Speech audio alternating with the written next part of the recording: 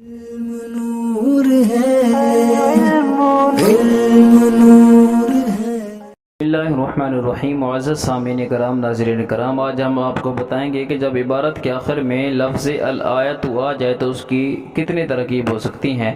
یاد رکھیے، جب عبارت کے آخر میں الآیت آ جائے تو اس کی 3 ترکیبیں ہو سکتی ہیں۔ نمبر 1، الآیت کو مرفوع پڑھ سکتے ہیں مبتدا ہونے کی وجہ سے۔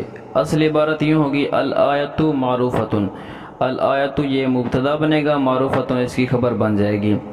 دوسری ترکیب یہ ہے کہ الآیت کو منصوب پڑھ سکتے ہیں مفعول بھی ہونے کی وجہ سے، اور پھر عبارت ہوگی اقرأ الآیت۔ ٹھیک ہے جی، اقرأ الآیت میں اقرأ فعل ہو جائے گا، اس کے اندر ضمیر جو ہے وہ اس کا فاعل بن جائے گی، اور الآیت مفعول بن جائے گا۔ فعل اپنے فاعل اور مفعول بھی سے مل کر جملہ فعلیہ انشائیہ ہوا۔ اسی طرح تیسری ترکیب الآیہ کی یہ ہے کہ الآیت کو لفظاً مرفوع پڑھیں گے اور حقیقتاً یہ مجرور ہوگا، کیونکہ حقیقت میں یہ مضاف الیہ ہے اور اس کا مضاف محذوف کر دیا گیا ہے، اور اس کو مضاف کی جگہ پر کھڑا کر کے اس کا اعراب جو ہے اس کو پھر دے دیں گے، اور عبارت یوں ہوگی، آخر الآیت معروف۔ یہ الآیتوں کے حوالے سے جو معروف 3 ترکیبیں تھیں ہم نے آپ کی بارگاہ میں عرض کر دی ہیں۔